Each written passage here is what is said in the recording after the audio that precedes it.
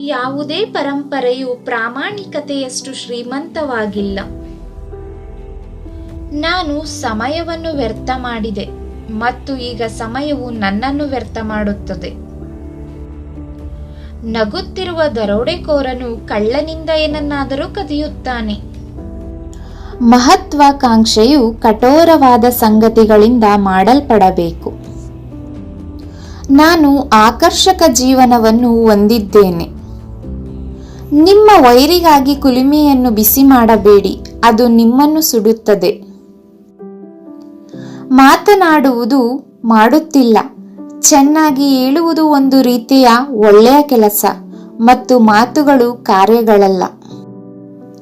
ಸಮಯದಲ್ಲಿ ನಾವು ಸಾಮಾನ್ಯವಾಗಿ ಭಯಪಡುವುದನ್ನು ನಾವು ದ್ವೇಷಿಸುತ್ತೇವೆ. ಸಾಧಾರಣ ಅನುಮಾನವನ್ನು ಬುದ್ಧಿವಂತರ ದಾರಿದೀಪ ಎಂದು ಕರೆಯಲಾಗುತ್ತದೆ.